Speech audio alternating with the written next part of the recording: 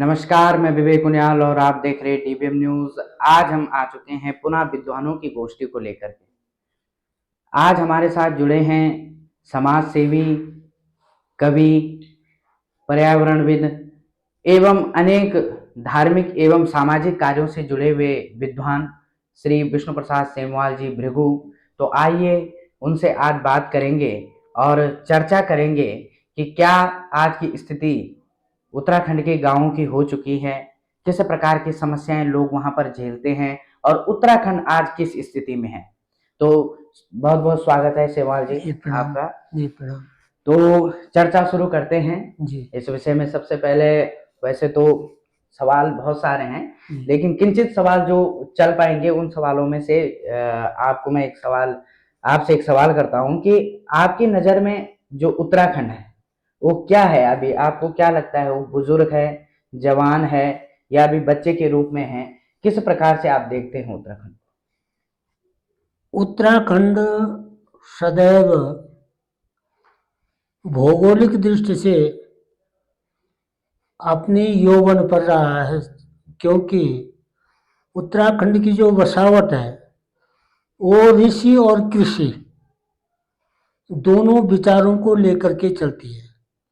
उत्तराखंड देवभूमि भी है और हमारे पूर्वज जो कर्म भूमि भी बोलते हैं। देवभूमि के रूप में हमारे जो उत्तराखंड में जो बसावट है वो पूर्णतः आध्यात्मिक आत्म शांति के रूप में जो हमारे ऋषि महर्षि लोग उत्तराखंड में बसे हैं वो अपनी विद्वता को लेकर के और वैदिक परंपरा का निर्वहन करते हुए संपूर्ण देश देशांतर के हित में उन्होंने यहाँ बसावट की। और दूसरी प्रकार की जो बसावट थी वो कृषि पर आधारित थी कि कुछ लोगों को जल चाहिए था, जमीन चाहिए था और जंगल चाहिए था। उन्होंने अपनी बसावट को उपयुक्त माना कि जल भी है, जंगल भी है और जमीन भी है। दोनों का वैचारिक आध्यात्म का और कृषि का जो वैचारिक संगठन बना वो आज उत्तराखंड के रूप में हम जिसको हम देवभूमि, ये मिश्रित विचारों का एक हो रहा है। जब आध्यात्मिक रूप में था तो मात्र हम अपने कर्म के श्रम के बलबूते पर आत्म संतोष के रूप में जो भी हम उपार्जित करते थे वो विनिमय आधारित जीवन था। हमें भौतिक दौड़ से न गुजर करके जितना होता था उतना ही हमें संतोष। जैसे जैसे बौद्धिक का स्तर बढ़ा, संसाधन बढ़े, विज्ञान का प्रादुर्भाव गांव में हुआ तो लोगों की आवश्यकता भी बढ़ी, भौतिक आकर्षण भी बढ़ा और पलायन की तरफ भी जो है लोगों ने जाना शुरू किया। उसके बाद चलते चलते चलते लोगों ने 6 महीने का पलायन लोगों ने चुना। वो क्योंकि देवभूमि रही इसलिए गंगा पुत्र के नाम से, बद्रीनाथ के नाम से, पंडा पुरोहित के नाम से लोगों ने अपना जीविकोपार्जन 6 महीने के लिए जो है बाहर जाना। और जो हमारे यात्री लोग थे उनके लिए कावड़, उन गाँवों का पता लेना, कावड़ के रूप में मध्य प्रदेश जाना, जो कि इसमें कोई जातीय कार्ड नहीं था। राजपूत जो भी मध्य प्रदेश में जाते थे, राजस्थान जाते थे, गुजरात जाते थे और 6 महीने में गांव में आकर के गांव का सृजन करते थे। तो महिलाएं जो हमारी मातृशक्ति थी वो ठीक उसी प्रकार की जो हमारी मातृशक्ति की जो श्रमशीलता थी, ठीक हम उस आधार पर मान सकते हैं। जैसे मधुमक्खी का पारिवारिक संरचना है कि मधुमक्खी में 4 ग्रुप होता है। कोई परागकण आता है, कोई वहाँ की सुरक्षा, उस मधुमक्खी क्षेत्र की सुरक्षा व्यवस्था करता है। एक रानी मक्खी होती है, एक राजकुमार होता था। तो रानी मक्खी का मूल हेतु आए हुए परागकण का संरक्षण करना, उन परागकणों को संवर्धित करना और संतति पैदा करना, अपनी कृषि के द्वारा उपार्जित अन्न, पुरुष के द्वारा लाया हुआ धन और अपनी संतति की रक्षा करना, ये उत्तराखंड का बचा। अब हो क्या रहा है वर्तमान में, इस समय उत्तराखंड जो है एक संक्रमण दौर में गुजर रहा है कि भौतिक जगत ज्यादा महत्वपूर्ण को मानते हुए आज जो है सबसे ज्यादा भौतिक जगत की चकाचौंध में आदमी पलायन की तरफ जा रहा है, और उसमें आज सबसे ज्यादा मातृशक्ति का ज्यादा हुआ है, क्योंकि अब रोजगार पलायन नहीं है, अब प्रतिस्पर्धा पलायन है। अब पलायन जो है प्रतिस्पर्धा के रूप में हो गया है, इसलिए व्यक्ति ये चाहता है कि मैं कब यहाँ से जाऊं, क्यों जाऊं, ये उसके दिमाग में नहीं है, परंतु जाना है और नीचे जाना है। ये मुख्य विषय जो है आज गांव में उत्तराखंड के रूप में है। इसलिए उत्तराखंड उसके रूप में आध्यात्मिक आत्म शांति के रूप में और संतोष के रूप में आज भी जो है उत्तराखंड की आवश्यकता आज भी है, किंतु भौतिकता के कारण से लोगों को लगता है कि उत्तराखंड में कुछ नहीं है। ये जैसे मान लीजिए जब बात हुई बीच में आया कि लोग अपनी जमीन के लिए और जंगल के लिए बहुत सारे आंदोलन भी किए, जी जिनमें से चिपको आंदोलन ले लें या जी तिलारी कांड ले लें, एक जमीन के लिए ही था। जी तो आज आप देख सकते हैं कि कई लोग क्या कर रहे हैं कि कई लोग नहीं, ज्यादातर लोग गढ़वाल में या कुमाऊं के क्षेत्र में हम देखें, गांव के क्षेत्र में लोग अपनी जमीनें बंजर छोड़ रहे हैं ये और शहरों की तरफ पलायन कर रहे हैं। ये उनका वो प्रेम, वो भाव अब जमीन के प्रति, जंगल के प्रति नहीं है, जो आज से 25 साल 30 साल पहले लोगों का हुआ करता था। जी तो ये क्या कारण हो सकता है कि जिससे लोगों को जमीन के प्रति लगाव नहीं रहा? नहीं, उसका वही मैं जो कहना चाह रहा हूँ कि भौतिक मूल्यांकन अब वस्तु आधारित विनिमय न होकर के मुद्रा आधारित जनजीवन हो गया है। इसलिए व्यक्ति को लगता है कि इस जमीन से हमें क्या उत्पादन उपार्जित मिल रहा है, क्योंकि प्रतिस्पर्धा ये है कि शहर में बहुत ज्यादा लोग कमा रहे हैं। उसका मूल कारण क्या है कि जो श्रमशीलता है वो घट गई है, नंबर एक। नंबर दो, शिक्षा के उन्नयन के कारण से तीन चीजों का अभाव हो गया है।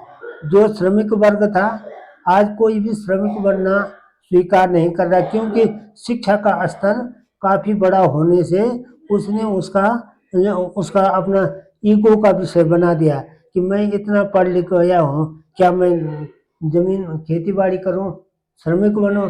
यही स्थिति नारी शक्ति में भी हो गया।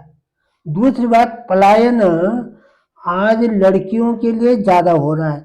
शहर का व्यक्ति पहाड़ की व्यक्ति को लड़की को ब्याहने के लिए प्रेरणा दे रहा है कि नीचे के लड़की जो है, पहाड़ की लड़की जो है हमने लानी, क्योंकि नीचे उसको एक किचन के लिए भी एक लड़की चाहिए। उसको लगता है कि पहाड़ से लड़की आएगी तो घर बार संभाल लेगी, और शहर की लड़की गांव में देना चाह रही है, किंतु शर्त एक है कि लड़के को ऋषिकेश में जमीन लेनी है। अब दो प्रकार का पलायन है, मतलब पहले पुरुष पलायन करता था, अब जो है मातृशक्ति का पलायन उस रूप में ज्यादा हो रहा है कि जो गांव की लड़कियां हैं वो शहर को ब्याही जा रही है, और जो शहर की लड़की है वो इस शर्त पर पहाड़ में ब्याही जा रही है कि हम लड़का तो तुम्हारा है, किंतु जमीन जो है जिसके लेनी पड़ी। अब उससे जो है जो गंभीर पलायन है वो इस प्रकार का पलायन है जिसकी पूर्ति कर पानी बहुत कठिन है। आज पहाड़ में पहले जो हमारी रिश्तेदारी लगती थी, तीन चीजों पर लगते थे, जिसके घर में पशुधन हो, जिसके सबसे ज्यादा पुआल का पेड़ हो, जिसके खेत ज्यादा हो, उनको लगता था कि कम से कम हमारी बेटी भूखे तो नहीं मरेगी, और जिस घर में बुजुर्ग है। आज तीनों चीज अगर जिस घर में है वहां रिश्तेदारी नहीं जोड़ रही, ये ठीक उल्टा हो गया।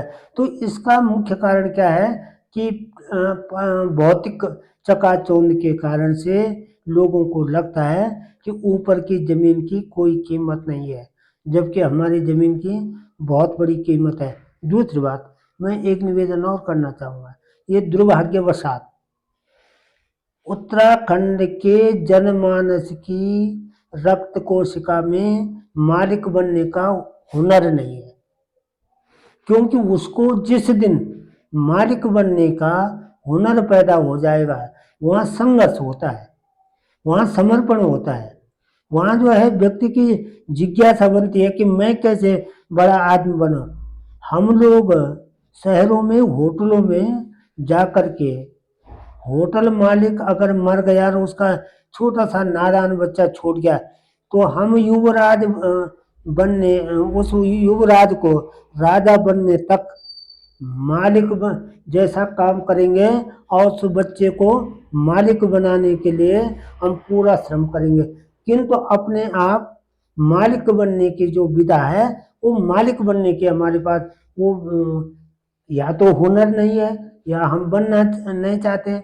आज हमारे उत्तराखंड का प्रत्येक व्यक्ति पूर्ण रूप से आर्थिक रूप से समृद्ध हो गया है। बहुत अच्छी तरह से विदेशों में होटलों में जाने से आज अच्छी खासी उत्तराखंड की आय के स्रोत बन गए, किंतु वो रचनात्मक सोच नहीं रख पा रहा है कि इस पैसे का सृजन मैं गांव के लिए क्या कर सकता हूँ।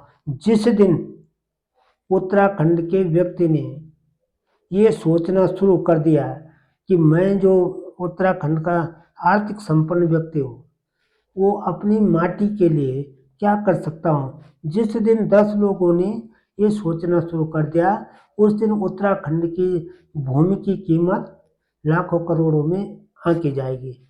ये मैं ऐसा समझता हूँ और मुझे ऐसा लगता है कि 20 साल के अंदर अंदर उत्तराखंड की जमीन की इतनी बड़ी कीमत हो जाएगी, क्योंकि शहर के व्यक्ति के पास पैसा तो है किंतु वो बच नहीं पा रहा है। ये कृत्रिम संसाधनों के और रासायनिक वो दवाइयों के कारण से, ये ध्वनि प्रदूषण के कारण से और ये विभिन्न प्रकार के औषधीय निर्माणों के कारण से शहर का व्यक्ति आज हवा नहीं ले पा रहा है, जी नहीं पा रहा है। इसलिए वो बचने के लिए शहर में जाएगा और 20 साल के अंतराल में उत्तराखंड की जमीन की कीमत उतनी ही बड़ी होगी जो आज शहर की जमीन की कीमत है।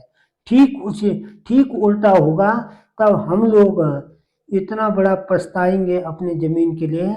और आज मैं इस मंच के माध्यम से एक निवेदन और करना चाहूँगा कि आज हम उत्तराखंड के लोग अपनी जमीन को अपने बच्चों को नहीं दिखा पा रहे। जमीन हमने कीमत में ले रखे 1962 में पैमाइश हुई थी और 65 में प्लान टेबल बना था। उसके बाद कोई भू अभिलेख हमारे पास नहीं है। हमने जमीन अगर कीमत ली होगी तो वो रजिस्ट्री हमारे नाम नहीं है। आज उत्तराखंड में जितने भी मोटर वो रोड जा रही है, खैकरान कोई है, मालिकान कोई है। उसके कारण से लोगों को बाद में लगेगा कि मेरे नाम से जमीन कहाँ है।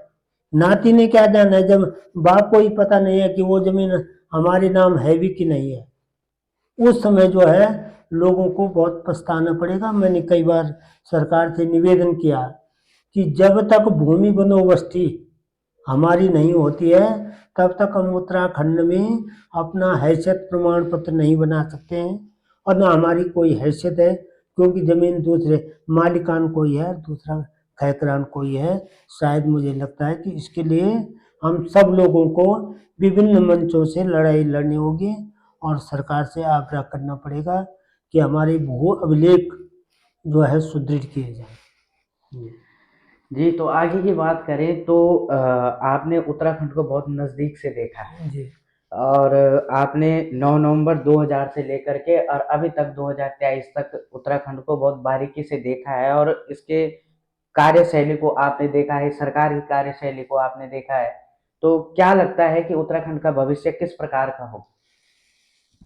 देखो, ये एक बहुत बड़ा कष्टकारक विषय है कि जब उत्तराखंड के लिए आंदोलन लड़ा गया था, तो उसके लिए कुछ पेड़ पेड़ मेड़, ये हमारे उत्तराखंड की जो एक निश्चित अवधारणा थी कि हमारा उत्पादन, जो ऊन का उत्पादन होता है, जो भेड़ का हमारा भेड़ पालन हमारा मुख्य व्यवसाय था और उससे हमारे जो वस्त्र निर्माण होते थे, उसके नाते यदि हम उसी को बढ़ावा देते, क्योंकि घर घर में ऊन उद्योग की, हर घर में अपनी अपनी विधा थी। कताई वाले भी थे, फनाई वाले भी थे, तो बुनाई वाले भी थे। गांव में निर्माण होता था और गांव में ही वस्त्र का उपयोग होता था, तो हमें कहीं बाहर नहीं जा, मात्र उस विधा को आगे बढ़ाना था। पेड़ के रूप में जब उत्तर प्रदेश सरकार के साथ हम थे, तो उत्तर प्रदेश सरकार ने अपने सर्वेक्षण में पाया था कि उत्तराखंड के लिए नींबू प्रजाति की फसल जो है, फल फल उपयोग सबसे ज्यादा हो सकता है, क्योंकि और चीजें उतना नहीं जितना सेब, हरसिल का सेब और माल्टा प्रजाति, नींबू प्रजाति के बहुत अच्छी फसल होता है। उसी समय IRD के अंतर्गत, हाड़ा स्कीम के अंतर्गत विभिन्न पेड़ों को सरकार ने दिए। आज प्रत्येक गांव में माल्टा है, किंतु सरकार ने कोई ऐसा शोध नहीं किया कि इस माल्टा का क्या क्या औषधीय गुण है, उसके घटक द्रव्य क्या हो सकते हैं। अगर उत्तराखंड में ये चीजें हो गई होती, और वो सोच नेताओं के पास नहीं है। इस बात को कहते हुए मुझे कोई कष्ट नहीं होता है कि इस बात को कहते कि हमने मूल विषय, हम आयुर्वेद के रूप में हम समृद्ध थे। हमारे पास जड़ी बूटी का अकूत भंडार है। मैं कई बार इस बात को मंच के ऊपर कह चुका हूँ कि महिलाएं जड़ी बूटी करोड़ों क्विंटल जो है खरपतवार के रूप में, जो प्राकृतिक अवस्था में हमारे पास उग रही होती है, और महिलाएं उसको जानकारी के अभाव में खरपतवार के रूप में खत्म कर जाती है। अगर हम उन्हीं जड़ी बूटी का संरक्षण, संवर्धन और आदर्श विदोहन करते, और गांव में छोटी छोटी इकाइयों के जो घाटी परक जड़ी बूटी हमारे पास होती है, उन्हीं की इकाई गांव में होती, और उसको हम जो है आयुर्वेद के विश्व स्तर पर उसको वो करते, निर्यात करते, तो हमारा उत्तराखंड का आर्थिक संबलता इतनी बड़ी होती। मात्र महिलाओं को जो है उसका संरक्षण और संवर्धन, पर नेता लोग नहीं कर पाए इसको। अब जिरेनियम ला रहे हैं, लेमन ग्रास ला रहे हैं, पर जो मूल हमारी जड़ी बूटी थी, क्योंकि आयुर्वेद में एक शब्द है तासीर, उसकी प्रकृति और प्रवृत्ति में कोई छेड़खानी न करे, उसके उत्पत्ति में, उसके गुण धर्म में अगर हम परिवर्तन करते हैं, जैसे हम कन्याकुमारी का आदमी अगर ठेठ हिमालय में बसाते हैं, तो उसका आधा जीवन जो है वातावरण को अनुकूलित करने में लग जाएगा, और जब वो अनुकूल आधा उम्र होगी, तो वो न कन्याकुमारी का होगा न हिमालय का होगा, वो तीसरा व्यक्ति होगा, वो न उत्तराखंड होगा ना कन्याकुमारी, वो तीसरा। ऐसे ही आयुर्वेद को हम अगर आयातित जड़ी बूटी का कृषिकरण पहाड़ में करते हैं, तो उसकी तासीर में परिवर्तन आ जाएगा। इसलिए प्रकृति में घाटी परक व्यवस्था, कौन जड़ी बूटी कहाँ हो रखी है। श्रीलंका से, लंका से जो है द्रोणाचल से लक्ष्मण जी के लिए जो है जड़ी बूटी जाती है, तो तासीर पर बात है, हो सकता है वही। तो मैं ये निवेदन करूंगा कि अभी भी नेताओं को सोचने का विषय है कि हम जड़ी बूटी आधारित, फल आधारित और भेड़ आधारित उद्योग जो है उत्तराखंड में यदि करते हैं, तो उत्तराखंड का विकास होगा। और जो हमारे लोग आर्थिक संपन्न लोग हैं, वो सहकारिता के आधार पर, आज सरकार ने सबसे बड़ी बात क्या कर दी, हमारा मोटा अनाज विश्व स्तर तक पहुंचा दिया। धान कोदा की कीमत, जिस कोदा को गरीब माना जाता था, खाने वाला भी गरीब था और रोटी भी गरीब थे, आज वही रोटी जब अमीर के पास जाती है, तो व्यक्ति का भी बड़ापन है और रोटी का भी बड़ापन है। तो अगर हम मोटे अनाज के रूप में सहकारिता के आधार पर खाली हुए खेतों पर प्रवासी और घरवासी सहकारिता के आधार पर कृषि उत्पादन करते हैं मोटे अनाज का, तो हमारा उत्तराखंड अपने आप समृद्ध हो जाएगा। पर करना कोई नहीं चाह रहा है। सबसे बड़ा यही है कि करने की जो इच्छा शक्ति है उसका अभाव।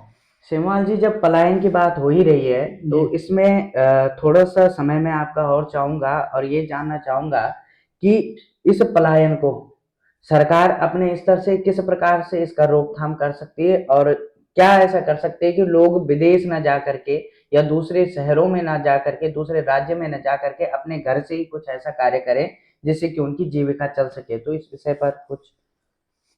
देखिए साहब, सबसे पहले तो मैं एक निवेदन ये करना चाहूँगा कि सरकार को जिस प्रकार से एक पर्वतीय विकास मंत्रालय था, उससे पर्वतीय क्षेत्र के लोगों के लिए अनेक सुविधाएं थी। आज उत्तराखंड को ठीक उसी प्रकार से सीमांत गांव के लिए अलग से योजना बनानी पड़ेगी सबसे पहले। दूसरी बात, उत्तराखंड में सबसे पहले जो परंपरा, प्रत्येक नहर में बेलदार होते थे, स्कूल वो रोडों पर जो है गैंग होती थी, स्कूलों में चौकीदार होते थे, वन सुरक्षा कर्मी होते थे। इससे जो है प्रत्येक परिवार में कोई न कोई व्यक्ति गांव में रहता था और उसके वो पलायन के लिए एक आर्थिक संभवता थी, इसलिए वो पलायन नहीं करता। अगर सरकार वास्तव में उत्तराखंड के विकास के लिए अगर कुछ करना चाहती है तो लोगों के नहरों पर बेलदारी देनी पड़ेगी, चौकीदारी देनी पड़ेगी, रोजगार नौकरी के रूप में देना पड़ेगा। क्योंकि वहाँ जो भी उत्पादन होता है, मार्केट नहीं है। जंगली जानवरों का इतना बड़ा आतंक है कि उत्पादन करना बहुत कठिन हो रहा है। इसलिए हमारी जो नौकरी आधारित जीवनचर्या थी, उसको सरकार को पुनः पुनर्जीवित करना पड़ेगा। अगर और जितने भी हमारे नेता हैं, मंत्री हैं, वो पहले अपने गांव में अपने मकान सुरक्षित और संरक्षित करें, तभी जो है पलायन रुकेगा। नहीं तो नेताओं का देहरादून रह करके गांव में ये भाषण करना कि पलायन रोकना है, ये सब कपोल कल्पना है। सबसे पहले हमारे जितने भी राजनीतिक नेता हैं, वो अपने गांव में जा करके जो है वर्ष भर में ग्रामोत्सव मनाएं, देवोत्सव मनाएं और वहाँ की जो समस्या है वो धरातलीय रूप में उसका निदान करें, तभी यहाँ का पलायन रुक सकता है।